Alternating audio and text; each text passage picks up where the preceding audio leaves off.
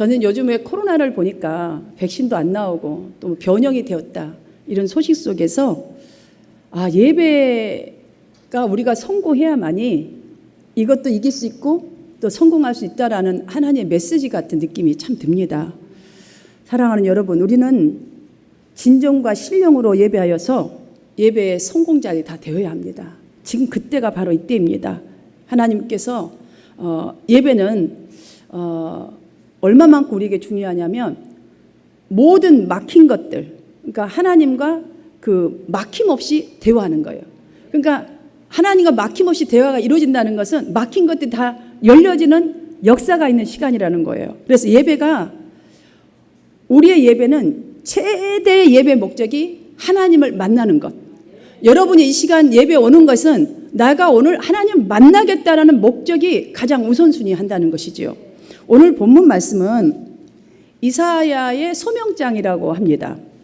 그 나라 그때에 정치적으로나 종교적으로 매우 혼탁한 상황에 있을 때에 이사야가 성전으로 그 마음 그대로를 가지고 나와서 기도하다가 하나님을 만나는 장면이 오늘 본문 말씀이지요.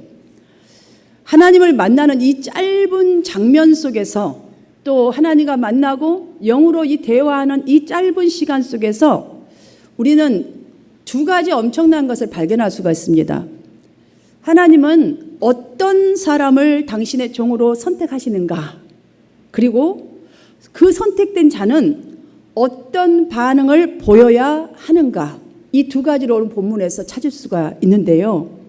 개인적으로 이사야는 하나님과 만남을 통해서 생의 방향이 완전히 바뀌어서 하나님의 말씀을 선포하는 대언자로서의 삶을 살아가는 그 길을 걸어가게 됐다는 거예요. 그러니까 이 예배 하나가 얼마나 중요한지 우리 개인적으로는 깨달아야 할 것이요, 찾아야 할 것이고, 또한 지금 실제적으로 이사야처럼 우리 각자가, 아니면 온 세계 민족들이 하나님을 찾아 예배할 때이구나, 하나님의 성전으로 나와서 무릎을 꿇어야 할 때이구나, 하나님의 음성을 들어야 할 때이구나, 하나님의 뜻을 발견해야 할 때이구나. 여러분, 하나님의 전능하신 손에 붙들어야 할 때, 그래야지 우리가 이 하나님을 만나야지만이 오늘 여러분이 하나님을 찾아서 예배하는 이 자리에 절대로 하나님은 하나님을 찾는 자를 외면하시지 않는 하나님의 임재의 불이 여러분 중심 가운데 임할 줄 믿습니다.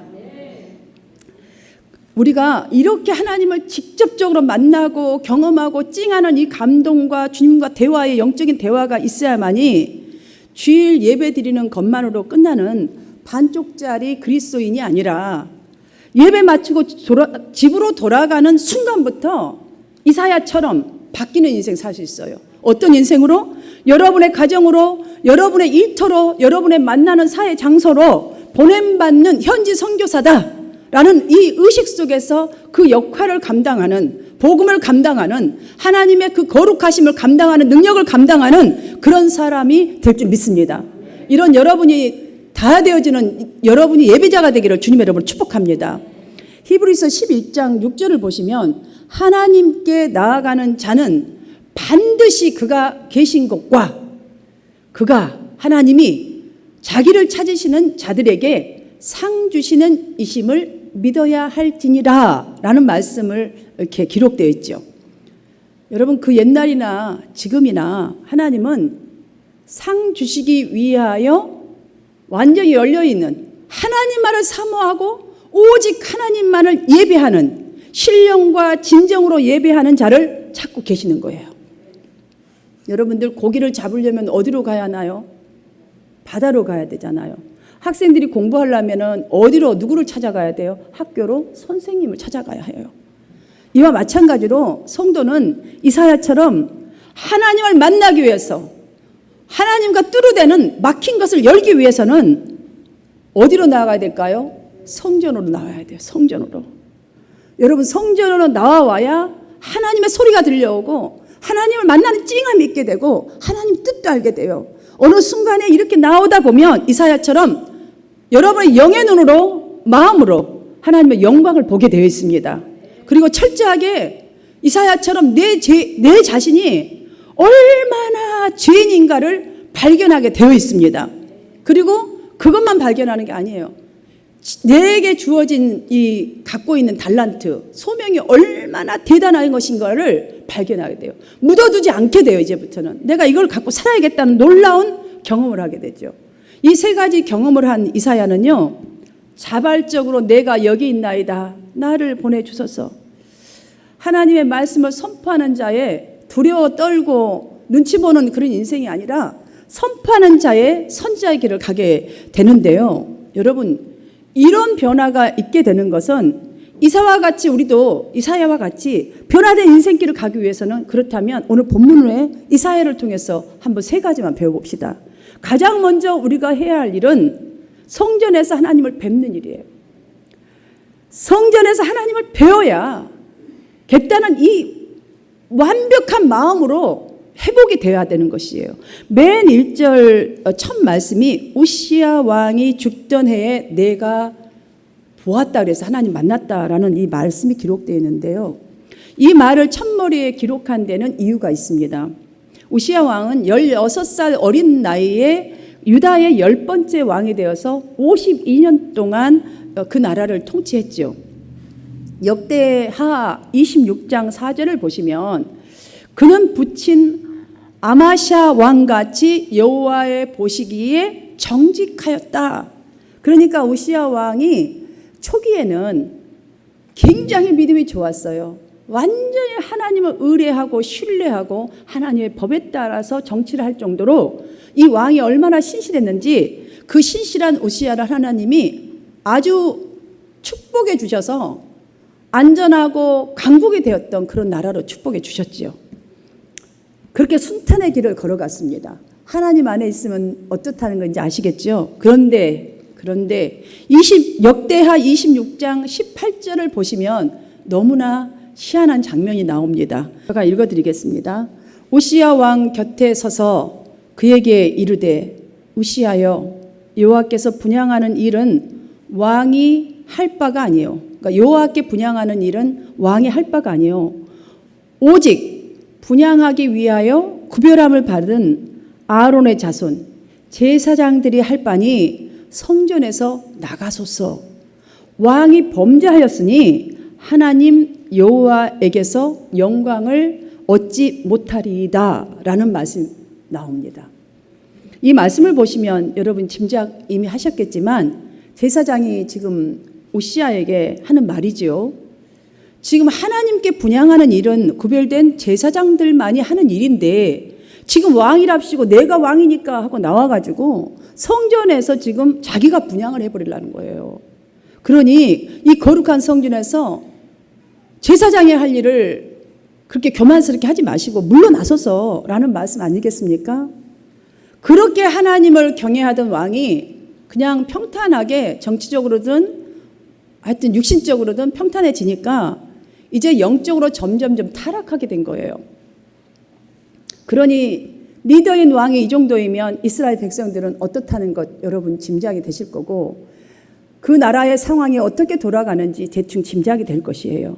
그러던 우시야가 어느 날 죽습니다. 그러자 이제 그때부터는 강국이 완전히 이제 강국이라는 것이 없어질 정도로 북쪽에서는 아수르가, 동쪽에서는 바벨론이, 남쪽에서는 애굽이 수없이 탐탐 넘보고 찔러대고 이제 바들하기 시작합니다.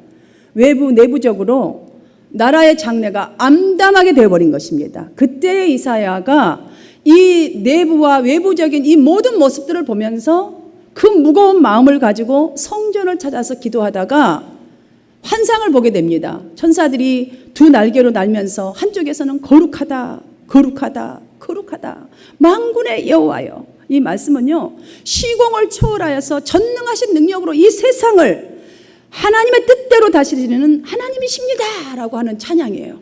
또 다른 한쪽에서는 그 영광이 온 땅에 충만합니다 라는 찬송을 하는 거예요. 하나님의 온전하신 능력과 뜻이 임재하지 않는 것이 하나도 없습니다 주님 이라는 찬송이지요.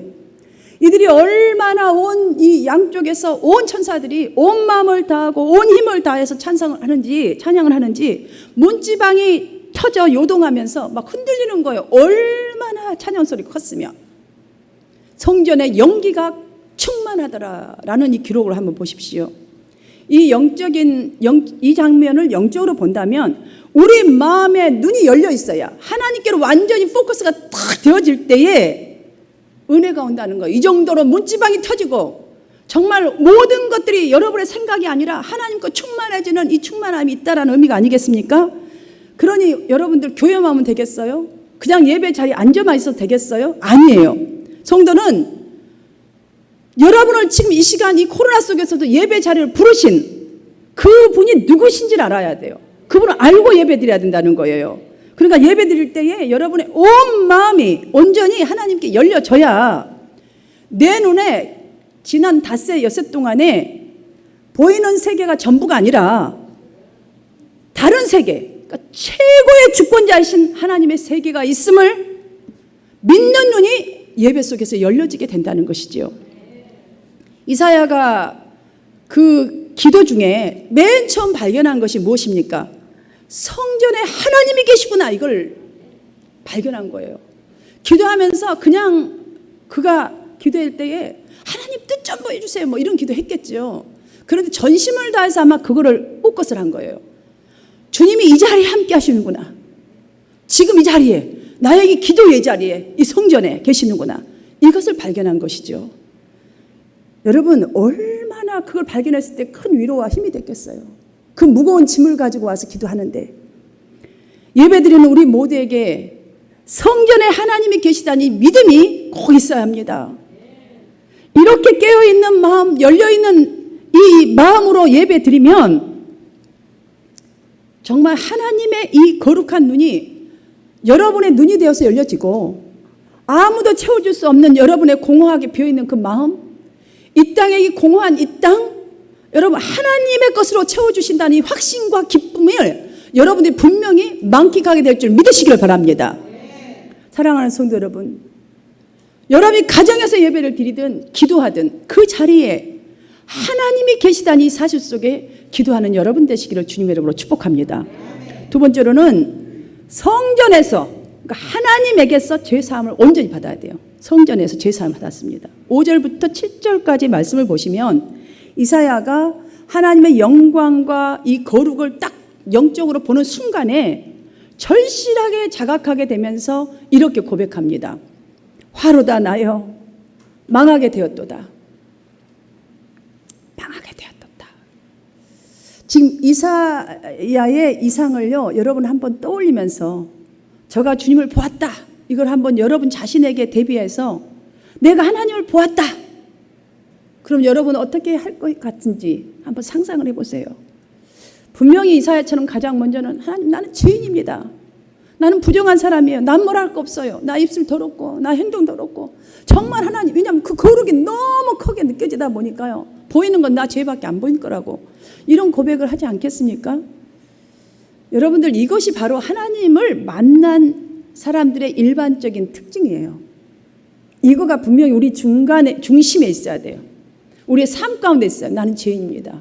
이 땅의 황폐함을 보면서 나를 볼 줄 알아야 돼요. 이게 하나님의 성령이, 그러니까 우리 마음에 하나님을 만나게 되고 하나님 마음 가득 차면요, 가장 먼저는 내가 보여져요. 내가. 이사야가 영으로 만난 이 하나님을 영으로 만나자 누가 죄인인가, 누구 때문인가, 이 모든 사건들이 그게 보여진 게 아니라 자신이 죄인이라는 것 실질적으로 똑똑하게 알게 된 거예요. 스스로 알고 고백할 때에 하나님께서 이사야에게 어떤 일을 행하여 주셨나요? 여러분 기대를 갖고 들어보십시오. 스랍, 그러니까 천사들을 통하여서 뜨거운 불에 핀 그 숯을 가지고 이사야의 입에다 대게 합니다. 이사야는 정결함을 얻는 경험을 했다라고 성경은 기록하고 있습니다. 이 말은 무슨 말이냐면 이사야의 마음속에 그 무거웠던 모든 것들이 온데간데 사라지고 큰 기쁨이 왔다는 소리예요. 여러분, 하나님이 주시는 기쁨은 세상 무엇에도 비교할 수 없는 기쁨이에요.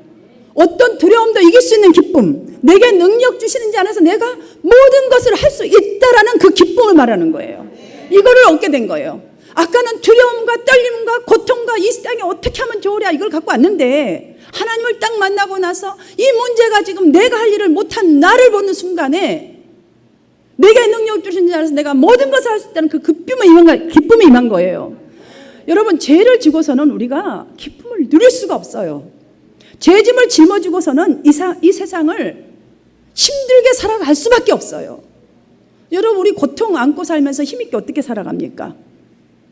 지금까지 어쩌면 이사야는 정말 오시아 왕, 죽은 오시아 왕이, 그리고 이 세계는 열강들이 다스린다라고 생각할지도 모릅니다. 그런 신앙으로 피폐해져 가는 세상을 바라보고 사람들을 바라보니까 하나님의 소망이 보이지 않았던 거죠. 그러니까 저와 여러분하고 똑같은 거죠. 저도 막 답답하고 마음이 아파요.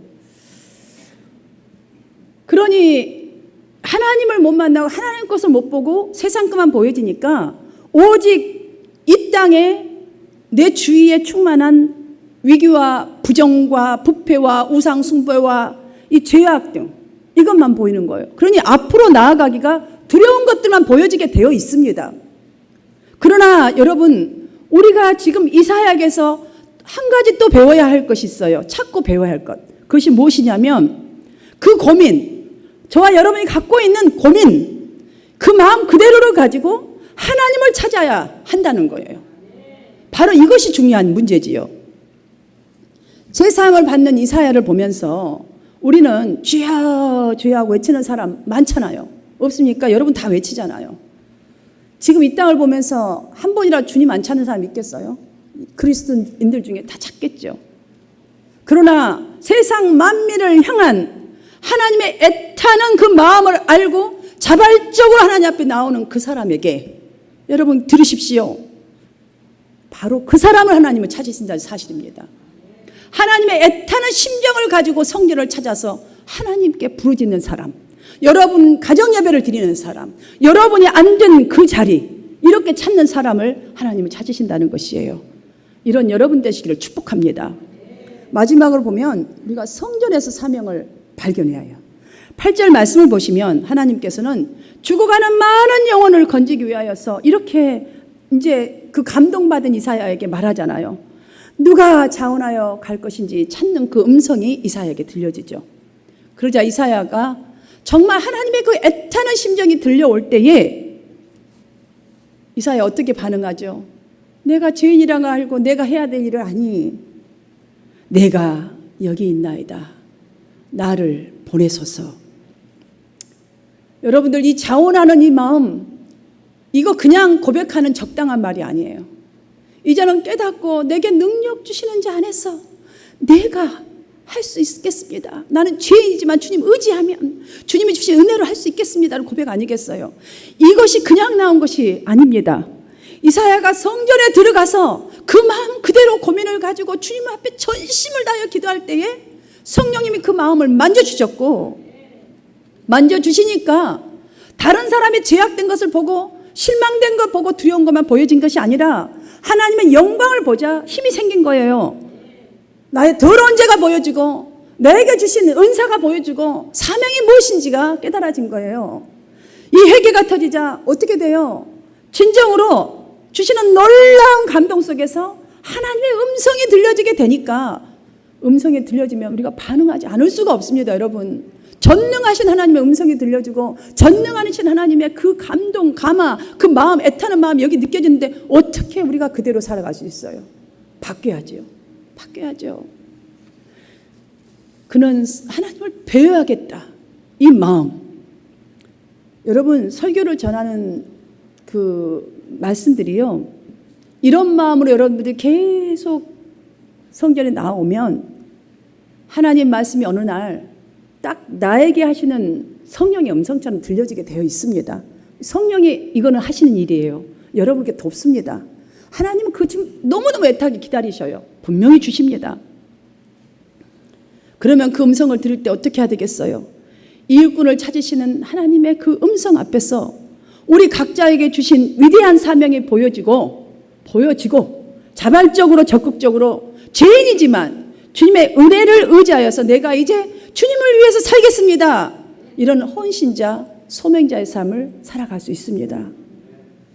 사랑하는 여러분께 묻겠습니다. 코로나 감염의 두려움 때문에 예배 못 나오신 분들 계시잖아요. 그런데 여러분은 그 감염이 두려운데 왜 예배당에 오셨습니까? 왜 예배당에 오셨습니까? 하나님께 예배드리시기에 위해서 오셨잖아요. 맞아요. 그러하기에 대충 가다가면 절대 안 됩니다. 그러하기에 이 어려움 속에서 그래도 내 한 사람에 예배드리고 하나님 찾는 그 사람, 하나님 앞에 내가 제대로 서서 이 땅을 깨우는 사람으로 좀 살아봐야지, 그리스도인다운 삶을 살아봐야지, 이렇게 예배에 오신 거 아닙니까? 이사야는 나라와 민족의 미래를 걱정하는 분명한 목적을 가지고 하나님의 뜻이 무엇인지를 구하기 위해서 성전을 찾았습니다. 저는 그렇게 봅니다. 다시 말하자면 그가 온전히 마음을 열고 성전을 찾은 것이에요. 바라본 대상이 하나님이에요. 오늘 목사님 예배 안 오면 또 전화 오게 안 오면 또 카톡 보내고 막 설교 막 보지도 않는 설교 막 귀찮아 이것 때문에 아니에요. 하나님이에요. 대상이. 이사야는 지금 어두운 시대에 나가 최고야 라고 온 것도 아니에요. 오직 답은 하나님께만 있다. 예배 대상 하나님이셨어요. 천사들이 여러분 거룩하다 세 번이나 이 반복한 이 기록을 왜 한 줄 아세요? 더 이상 비할 데 없는 완전하신 하나님을 이사야가 만났다는 거예요. 이 정도의 마음을 갖고 찾았더니 만났다는 예표예요. 이게 하나님은 이 시간도 여러분에게도 예배를 통해서 거룩한 하나님, 회복의 하나님, 구원의 은혜를 발견하시기를 원하십니다. 그리고 주님의 음성이 여러분에게 들려지기를 원하십니다. 그리고 하나님의 임재 속에서 망설임 없이 내가 누구를 보냈고 이 땅을 위하여 할 때에 내가 여기 있나이다 나를 보내소서, 여러분에게 정말 가지고 있는 이 사명을 발견하시기를 원하십니다. 그리고 이 사명을 주시고 사용하시기를 원하십니다. 말씀을 정리하겠습니다. 이사야를 통해서 보여주신 것은 오직 하나님만이 이 땅의 모든 것, 모든 교회, 우리 가정, 우리 모든 것을 치유하실 분임을 알고 성전을 찾고 하나님께 묻고 하나님을 바라보고 예배하는 자에게 하나님은 하나님의 거룩한 시야를 넓혀주시고 우리 자신이 쓸모없는 사람이 아니라 쓸모 있는 사람이라는 것을 알려주시고자 하시는 말씀이 오늘 본문 말씀입니다. 사실 원래 이사야는 절망적인 이 상황에 처한 민족을 위해서 아마 내 자신이 할 일은 기도지라고 생각하고 그런 마음으로 성전을 열심히 찾았다고 저는 생각이 듭니다.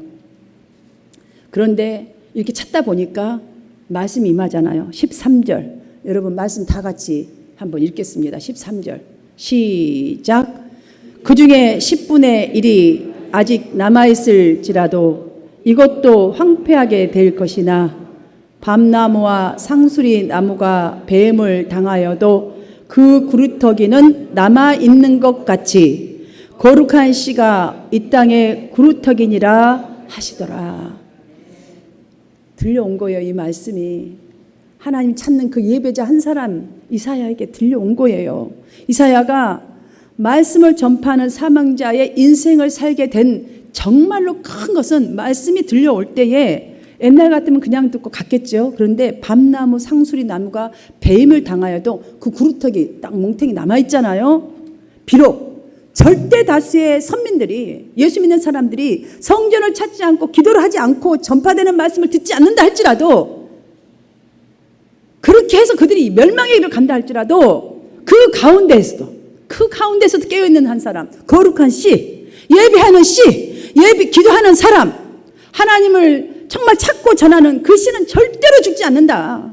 계속 살아갈 것이다. 그 사람을 통해 일어날 것이다. 이 믿음을 회복한 거예요. 이것이 나의 사명이다. 내가 이렇게 걸어가야겠다는 사명이 일어난 것이죠. 이것이 주님께서 이 세상에 교회를 세우신 목적입니다. 성전을 찾아오신 성도 여러분, 오늘 이 하나님의 말씀 앞에서 여러분은 어떻게 응답하시겠습니까? 그 거룩한 씨가 되시겠다고 결단하셨습니까?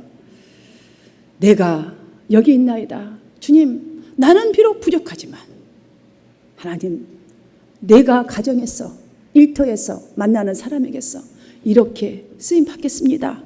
기꺼이 응답하며 나아가는 소명자들이 다 되어지시기를 주님의 이름으로 축원합니다.